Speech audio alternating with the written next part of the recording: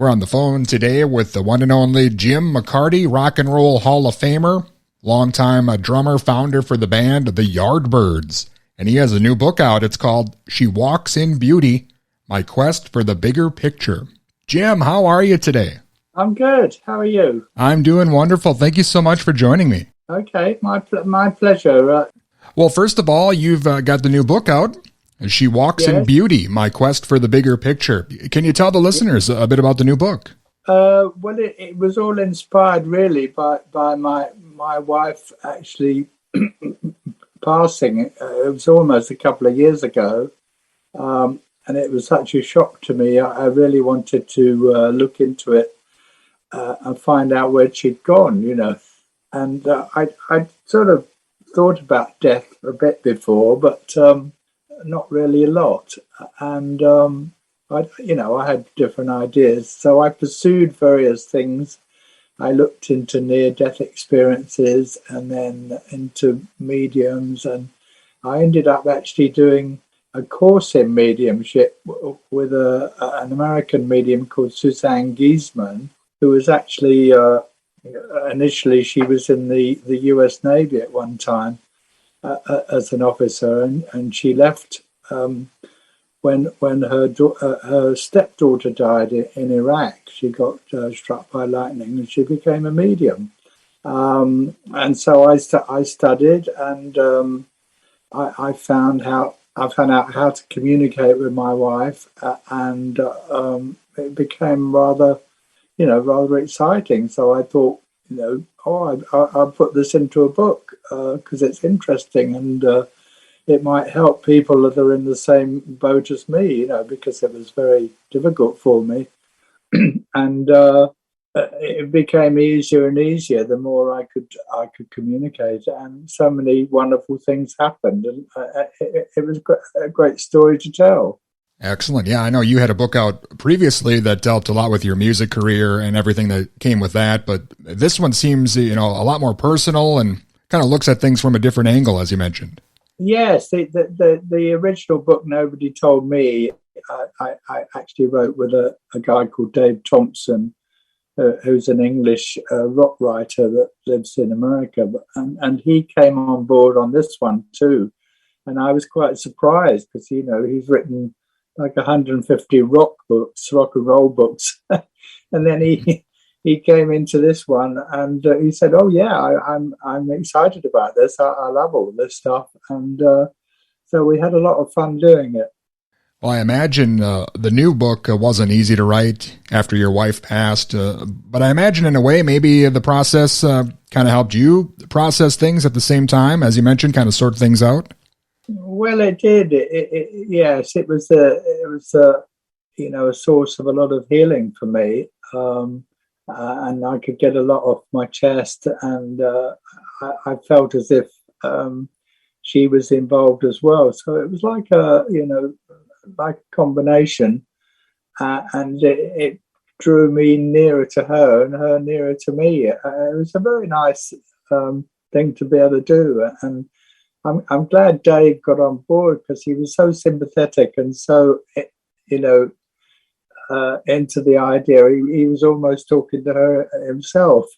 Well, again, the new book, She Walks in Beauty, My Quest for the Bigger Picture. I know that's just out. And were you, Jim, writing any music during the last couple of years in addition to the book? I know everyone's had a lot of downtime, obviously. Yes.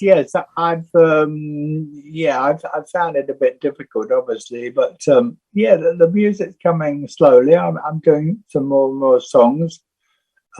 Seems to be speeding up a bit now, and I'm also playing. But we're coming over to play in the States in September, so we're going to be doing probably about 10 dates on the East Coast mainly. So we haven't been for a couple of years, so we're looking forward to that too. Awesome. Yeah, I know it's coming up on 60 years since the Yardbirds came together. Does it seem like it's been that long to you? I mean, that's a lot of ground you've covered over the years. It's a lot of ground, isn't it? And it's quite interesting to look back on it and see where how it started and where it's gone, and all the different people that have played in the band. Some of the great guitar players, obviously. But yes, it's gone quickly, gone quickly. And I'm amazed it's still popular. That's the great thing for me, that people still love the music. Well, you definitely have had an influence on just about everybody over the years. And I wanted to ask you, Jim, a guy who had a big influence on you, Sonny Boy Williamson, and some of your memories of those early days playing with him. Yes, well, Sonny Boy was a great, legendary blues man. We liked all those guys.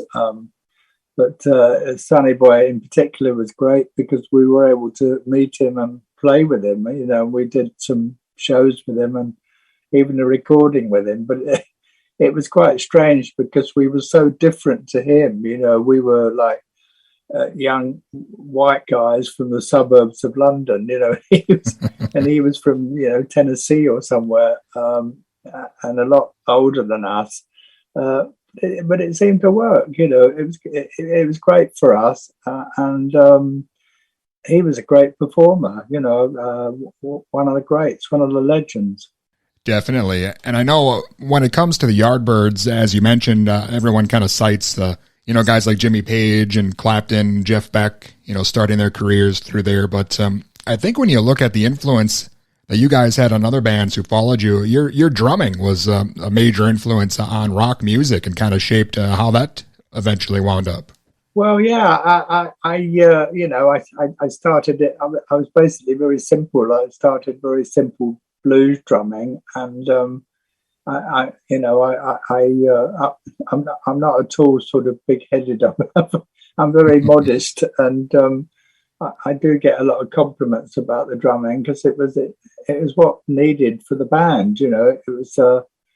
It needed to be exciting and really going for it. Most of the time when we went for a gig, we were really going for it, and I put my everything into it. And I really love I love drumming. And something like Shapes of Things. I think that's a good example for me. I'm very proud of that one. And I think your rendition of Train Kept a Rollin', your drumming on that song really kind of created a whole new sound. I think that eventually morphed into, more of the hard rock and the heavy metal. Could you sense maybe you were onto something at the time when you were recording that song? Well, sort of. I mean, because people loved it, but it was an old song that we did a different arrangement of. But it was great fun to play, and of course it was very linked to the Yardbirds because it was like a railroad song, and Yardbirds lived on the trains.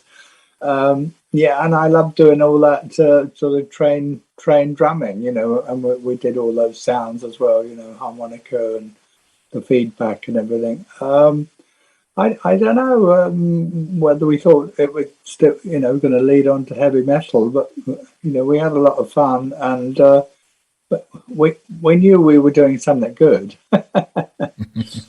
That's awesome. You mentioned still the Yardbirds are going strong here, almost 60 years, and you guys are going to be heading to the States here, as you mentioned. That's got to be great for you. This is kind of like your life. I imagine you'd be a bit lost if you weren't on the road now after all this time. Well, yeah, but I'm settling down a bit now. I'm not sure how I'm going to be because I haven't played I haven't played on the road for a couple of years. So I've got to keep myself fit at my age. So we'll see anyway. But I always love it. I love the atmosphere, and I love all the the fans coming and the music. Music sounds great, and it's a lot of fun, and the musicians are great to work with. And I always love coming to the States. Something that's gone on a long time for me. It's great how things worked out. For you guys, kind of paying tribute to a lot of the old blues guys, and I think nowadays a lot of the people must come up to you and cite you guys as a major influence. It's great that you're getting that recognition here because you guys obviously deserve it. Yes, well, I think we used to play all their stuff and nobody really realized.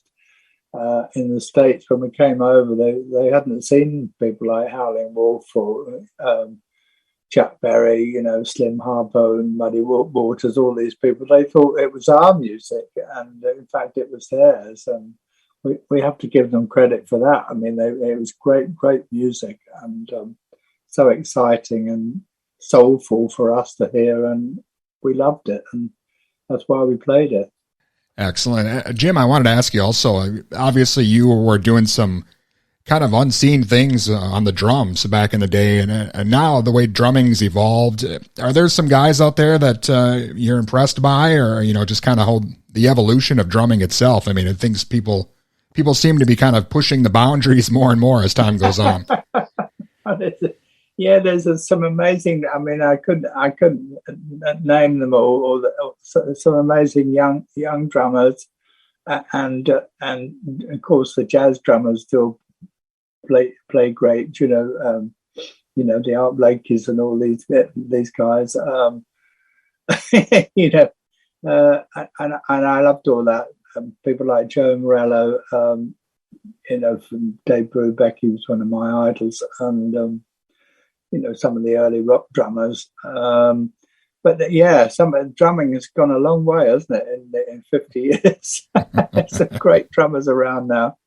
Well, Jim, again, in the book, She Walks in Beauty, My Quest for the Bigger Picture, I know that's just out. Is there anything else maybe you're working on, or something else the fans should be looking out for? I don't think so. I mean, I have a solo, you know, I like solo project too, you know, and I like to sing and play my own songs, you know. I've done a few solo albums, but you can get all the information off my website, you know, jimmccarty.co.uk.